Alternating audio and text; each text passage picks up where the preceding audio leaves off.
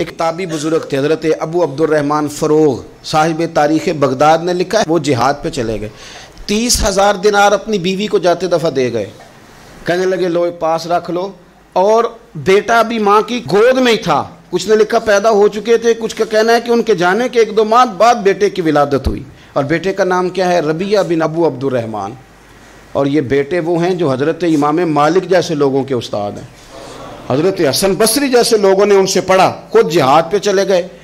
آج تو فوجیوں کی نوکری ہے نا جی، ان کا یہ نظام ہے کہ وہ جاتے ہیں، انہیں تنخواہ ملتی ہے، چھٹی پہ آتے ہیں۔ اس زمانے میں یہ تھا کہ مال غنیمت سے حصہ ملتا تھا، اور فتوحات کا یہ طریقہ تھا کہ یہ علاقہ فتح ہوا تو آگے چلے گئے، وہ فتح ہوا تو آگے چلے گئے، وہ فتح ہوا تو آگے چلے گئے، کسی نے لوٹنا ہے تو پابندی نہیں تھی، لوٹ سکتا ہے۔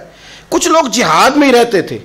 حضرت ابو عبدالرحمن فروغ 27 سال جہاد میں رہے، 27 سال۔ یہاں تو خاوند باہر ہو تو بہت ساری عورتیں کہہ دیتی ہیں کہ تیرے ابے نے تو صرف پیسے کمائے ہیں، مصیبتیں تو ساری میں نے دیکھی ہیں، معاذ اللہ۔ بعض جگہ، سب نہیں لیکن بعض جگہ کہہ دیتی ہیں کہ وقت تے سارے میں کیتے۔ 27 سال شوہر چلا گیا، واپس ہی نہیں آیا، 30,000 دینار دے کے چلے گئے۔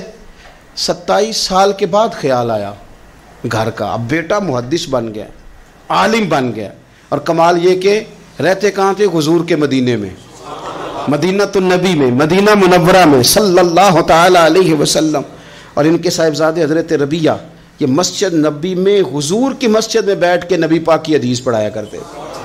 آئے گھر، دروازے پہ دستک دی، صاحبزادے نے دروازہ کھولا، نہ باپ بیٹے کو پہچانتا ہے نہ بیٹا باپ کو۔ جناب ابو عبدالرحمن اندر داخل ہونے لگے تو صاحبزادے نے کہا بوڑھے میاں میرے گھر میں بغیر اجازت کے کیوں داخل ہو رہے ہیں؟ تو وہ کہنے لگے تو بتا، تو نے میرے گھر پہ قبضہ کیوں کر رکھا ہے؟ اب جب بات زیادہ بڑھ گئی تو دونوں جانب سے لوگ جمع ہو گئے، شور اٹھا تو اندر سے والدہ نے سنا، پردہ سرکا کے دیکھا کہ میرے شوہر آ گئے 27 سال کے بعد، 27 سال کے بعد۔ آپ اپنے صاحبزادے سے کہنے لگی بیٹا ان کو اندر آنے جو، تمہارے والد ہیں۔ بڑا روئے باپ بیٹا، بڑا روئے۔ ماں اور بیٹے کی محبت کا بھی اندازہ نہیں، پر قرآن پاک پڑھے نا تو 2 مثالیں باپ اور بیٹے کے پیار کی بھی ملتی ہیں۔ ایک حضرت یعقوب علیہ السلام کا جناب یوسف سے پیار، اور ایک حضرت ابراہیم کا حضرت اسماعیل سے پیار، اور جناب اسماعیل کی جناب ابراہیم کی فرما برداری کی مثال، اس کا بھی جواب کوئی نہیں۔ باپ اتنا رو رہے ہیں اور بیٹے کی یاد میں، اس کا بھی اندازہ کوئی نہیں کر سکتا۔ باپ بیٹا مل کے بڑا روئے۔ عصر کی نماز کا وقت ہو گیا، حضرت ربیعہ جو محدث ہیں وہ وضو کر کے مسجد شریف چلے گئے۔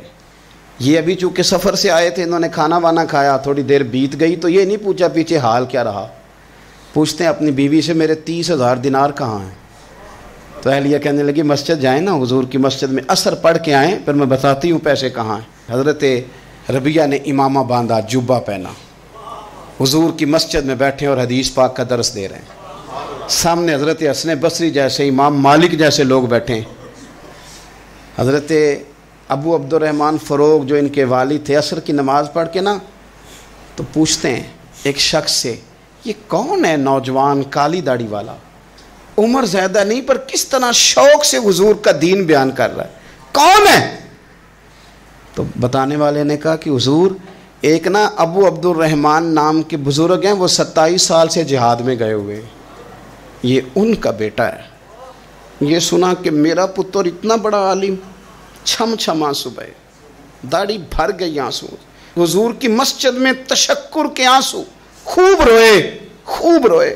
اٹھے گھر گئے، اور جب آنسوؤں بھرا چہرہ لے کے گھر آئے تو اماں ساری بات ہی سمجھ گئی، کہنے لگی دیکھا ہے وہ بیٹے کو حدیث پڑھاتے، اب پتہ چلا میں نے آپ کے 30,000 دینار کہاں خرچ کیے، میں نے آپ کا پیسہ ضائع تو نہیں کیا۔ تو حضرت ابو عبدالرحمن فروغ فرمانے لگے رب تجھے صلہ دے اور میری طرف سے بھی دے، تو نے تو کمال کر دیا ہے، حدیث تیرا بیٹا پڑھا رہا تھا اور قد میرا اونچا ہوتا جا رہا تھا، سبق تیرا بیٹا دے رہا تھا اور یوں لگ رہا تھا کہ درجے میرے بلند ہو رہے ہیں۔ تو ماؤں نے کمال کیا، انقلاب کیا، بیٹیوں نے، بہنوں نے دین کے لیے ہمیشہ اپنا کردار پیش کیا۔